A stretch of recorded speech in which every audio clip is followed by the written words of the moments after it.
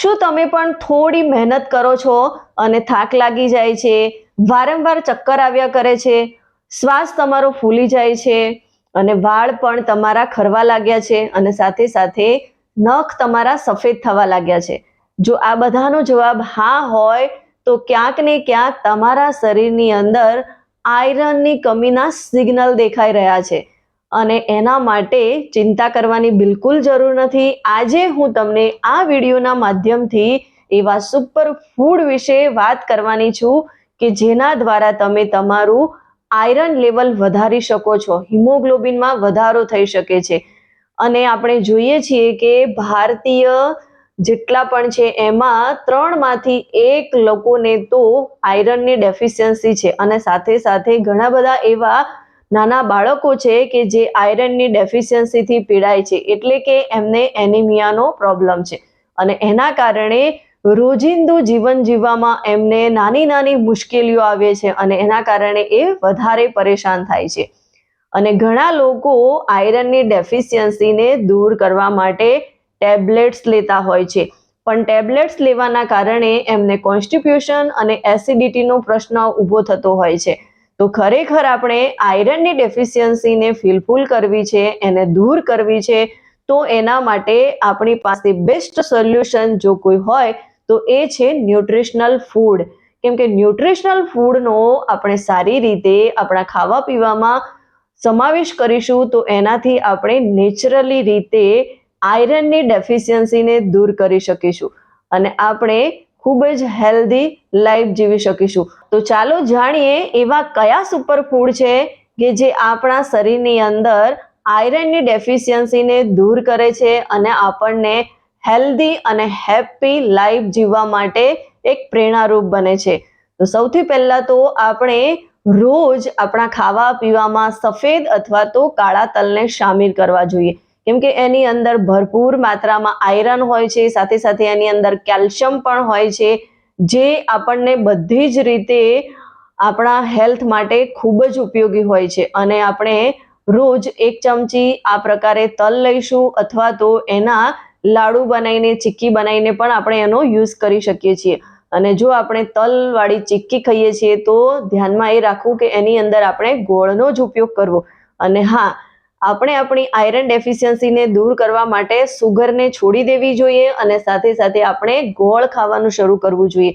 ગોળની અંદર iron plus દરેક પ્રકારના મિનરલ્સ મળી રહેતા હોય છે, જે આપણી એનર્જીને પણ બૂસ્ટ કરે છે. એટલે ગોળ પણ આપણા માટે બેસ્ટ ઓપ્શન છે આયરનની ડેફિશિયન્સીને દૂર કરવા માટે. લોહીની ખાણ પાલક ખરેખર આપણા શરીરમાં આયરનની ડેફિશિયન્સીને દૂર કરવા માટેનું બેસ્ટ ઓપ્શન છે.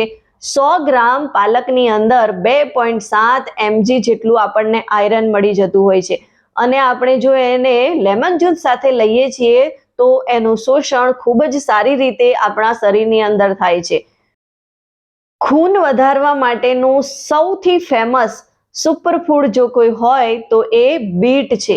બીટની અંદર પણ ભરપૂર માત્રામાં આયરન રહેલું છે, એ આપણા હિમોગ્લોબિન લેવલને વધારે છે, એટલે આપણે બીટ રૂટને આપણા ખાવા પીવામાં સામેલ કરવું જોઈએ. એને આપણે સલાડના રૂપમાં લઈ શકીએ છીએ અથવા તો એનો જ્યુસ બનાવીને અથવા તો એને બોઇલ કરીને પણ આપણે ઉપયોગ કરી શકીએ છીએ.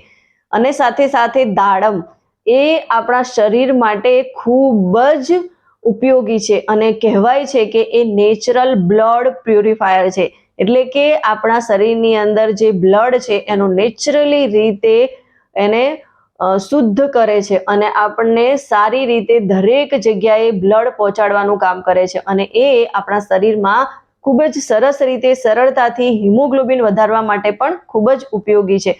તો આપણે એનો પણ ઉપયોગ કરવો જોઈએ.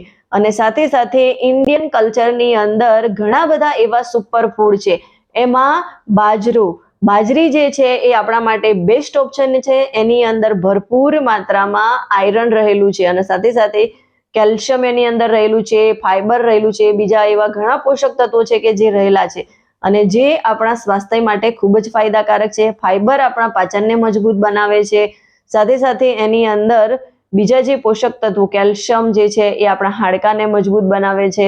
તો ખરેખર આપણે બાજરીનો ઉપયોગ કરવો જોઈએ. એને આપણે ખીચડીના રૂપમાં પણ લઈ શકીએ છીએ, એનો રોટલો બનાવીને પણ આપણે ખાઈ શકીએ છીએ. અને સાથે સાથે અત્યારે મિલેટ્સની જે બોલબાલા ચાલી રહી છે એમાં રાજગરાનો લોટ જે છે અથવા તો રામદાના જે છે અને સાથે સાથે બીજા ઘણા બધા એવા રાગી, આ બધાની અંદર આપણને ભરપૂર માત્રામાં આયરન મળતું હોય છે. એને પણ આપણે આપણા ખાવામાં શામેલ કરવા જોઈએ. સાથે સાથે ચણા અને કેટલીક દાળો, ચણા જે છે એ સ્પ્રાઉટ કરેલા હોય તો એ આપણા શરીરની અંદર વધારે પ્રમાણમાં આપણને હેલ્પરૂપ થતા હોય છે અને આયરનની ડેફિશિયન્સીને ઓછી કરવા માટે ઘણા જ મદદરૂપ થતા હોય છે. તો આપણે ફણગાવેલા ચણાનો યુઝ કરવો જોઈએ.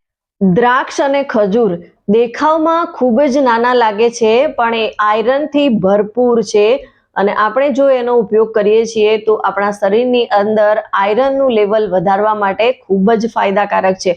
અને કામના જે ભારણ હોય છે એની અંદર આપણને નાસ્તા માટેનું એક બેસ્ટ ઓપ્શન છે, કેમ કે ઘણીવાર આપણને ભોજન સિવાય ભૂખ લાગતી હોય છે. એવા સમયે આપણે કંઈક ને કંઈક ખાવાનું શોધતા હોઈએ છીએ તો એ આપણા માટે એ સમયે બેસ્ટ ઓપ્શન બને છે.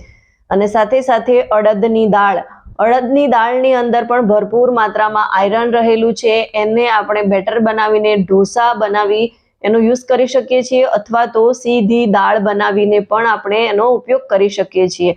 તો ખરેખર આપણા શરીરની અંદર આયરનની ડેફિશિયન્સીને દૂર કરવા માટે આપણે મેડિસિન્સની જગ્યાએ આપણા જે નેચરલ ફૂડ છે અને એ પણ ન્યુટ્રિશનથી ભરપૂર જે ફૂડ છે એનો જો આપણે ઉપયોગ કરીશું તો આપણે ખૂબ જ સારી રીતે આપણી હેલ્થને સારી બનાવીશું અને આપણા શરીરની અંદર રહેલી આયરનની ડેફિશિયન્સીને આપણે ફૂલફિલ કરી શકીશું.